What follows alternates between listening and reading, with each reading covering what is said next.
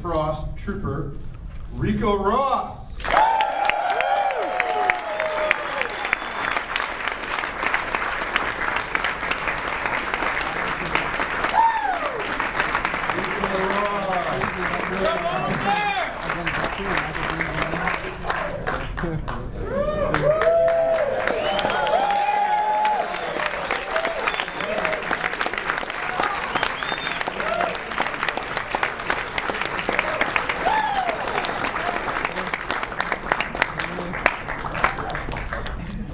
I guess you wonder why I asked you all here today. Who else is here, right? He played Private Drake, the smart gun operator, Mark Ralston.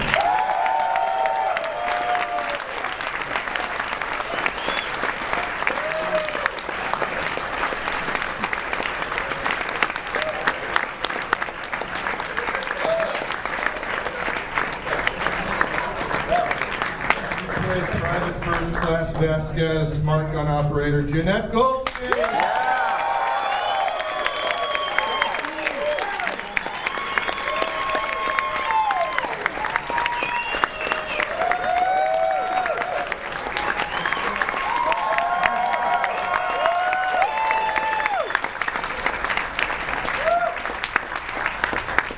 Played an artificial person named Bishop, the executive officer, Lance Henriksen.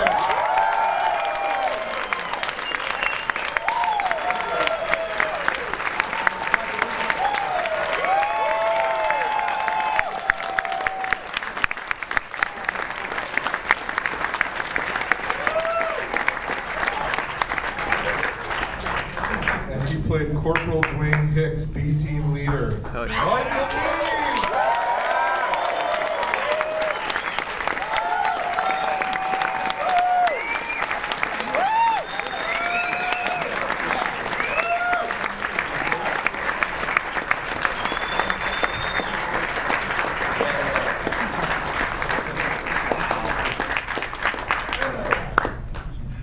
Wow.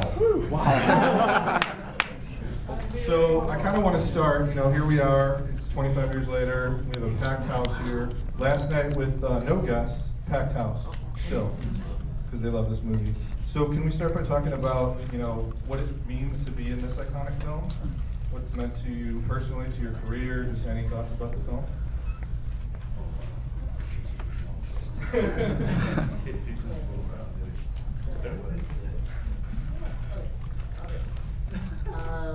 Should I start? Sure.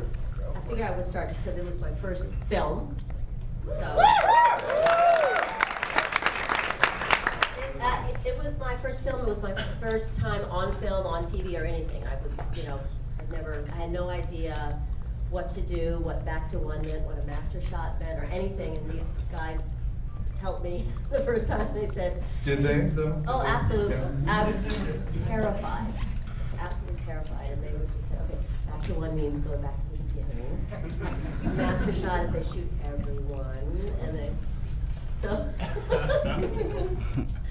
the stern look on my face was me trying not to sort of like be afraid or cry or anything. Jeanette came in there looking very different from the character you guys saw on screen. She came in there with long hair, green eyes, they weren't dark brown, light skin, and transformed herself into you know what. For me, it was interesting because I don't often get a lot of film offers at the same time, but I had got offered Full Metal Jacket at the same time as Aliens, and they overlapped 1 week, and I had to make a choice. And Cameron had just done Terminator, and so he was known, but he wasn't like Stanley Kubrick at the time. And every actor wants to work with Stanley Kubrick, so I had a hard time with that one. And Cameron said, listen, I'll tell you what, I'll let you come a week late to our shoot if Kubrick will release you. And I brought that back to Stanley Kubrick, and he said, nah, I can't release you, I can't release you. I said, well, can I at least read the script? Because they wouldn't let nobody read the script. And he said, nah, the script isn't finished, so I can't let you read the script either. So I had to make a decision, and And I chose Alien, and you know, the rest was history. So it was a pivotal point in my career, and I think I made the right choice, and I'm glad I did it. I just have to say that, you know, Kubrick was shooting Full Metal Jacket, and then Jim came over with Aliens, and they shot Aliens, and then cut it and released it to the world, and Kubrick was still shooting Full Metal Jacket. Actually, from what I understand, what's the name of the lead? Matthew Modine. He conceived and had a child. It's true. We used to hang around with all of them while they were shooting it. A good friend of mine is a guy by the name of Timmy Colseri, who was originally supposed to play the drill sergeant, and he was cast as the drill sergeant, and Lee Ermey came in. He was a real drill sergeant. He was the one who was teaching him how to train, and Kubrick kind of fell in love with him, and ended up booting Timmy, who was living in the same apartment, the same house I was living in. He was living in the basement part of the house, and I was there when he got the news that he didn't get the part anymore. So it was kind of devastating to him. He ended up playing the door gunner in that movie, which is famous because he's like, Matthew Modine says, "How do you kill women and children?" And he says, "Easy, you just don't lead them so much." Hey, war, hell! You know, he's like famous for that now. Like everywhere he goes, people like recognize him. But I think you made the right choice. The other thing, when we were shooting Aliens, they were shooting Full Metal Jacket at the same time, and we were working, and then we'd go out and we'd bump into them because we were all in England at the same time, and we'd bump into them, and they were having hell. I mean, they were having a hard time. They were not happy. People were getting fired, and we were just doing our thing, rolling along. You know? Yeah. Mark or Lance? Yeah, just every young man's favorite thing to do is to get up and go play with guns, play Army all day.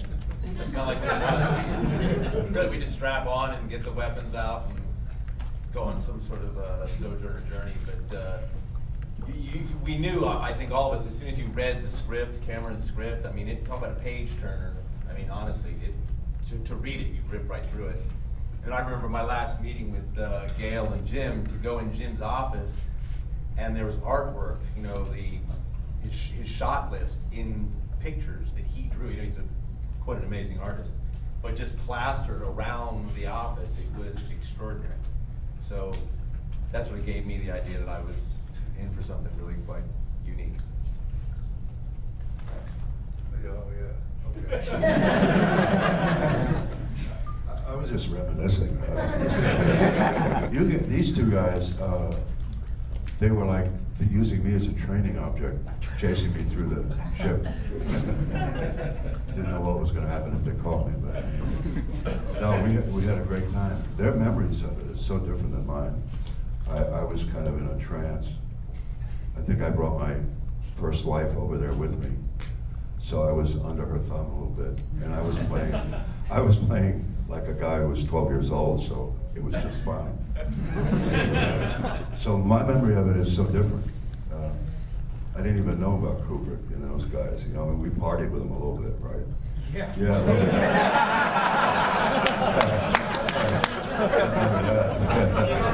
I vaguely remember that. We were all in Chelsea together, and it was this beautiful I didn't even know bridge. you were married, man.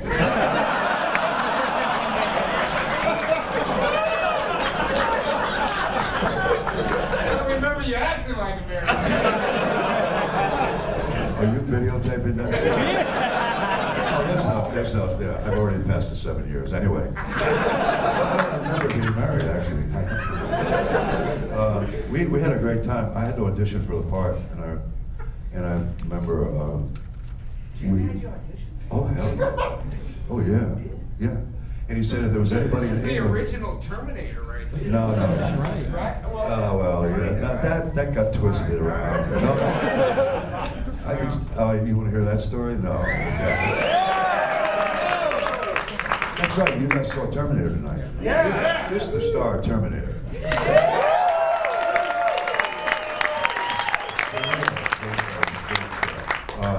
There is a good story in this thing. I want to compare it to something. Jean-Claude Van Damme got the lead in Predator, right? And he was running around town apparently telling everybody, I'm doing the Predator, I'm going to be the Predator. And then he found out he'd have to be in a rubber suit the whole time. So he backed out, right? And the reason I'm bringing that up is if you call a movie Predator, you think you've got this giant role. And Arnold, it was the Terminator, but that wasn't the giant part of the movie, it was part of it. It was like a dog you couldn't get off your heels, you know. No, like a bulldozer, you couldn't get off your heels. Anyway, that's my story, I'm sticking to it. But the point I'm trying to make, no, I was in it. I was loafing around Terminator with Paul Winfield and I and a couple of cops. But to watch these guys, what they went through was really incredible. And then for us to go to Aliens was really another. I'd always heard, maybe this isn't true, maybe this is an urban legend, but I had always heard that Jim, when he originally thought of the Terminator, always thought of Lance Turner. I mean Lance as the Terminator. But the studios, wouldn't go with Lance. That's what I heard, so that could be wrong. But that's what I believed, and that's what I've thought for the last 20 years. So, that's what Gail says. So if Gail says it, then Gail said I was going to be the Terminator, but the problem was I went in. Jim asked me to go in 15 minutes before him and show him what the Terminator was going to be like, my version. And I did go in and kick the door in.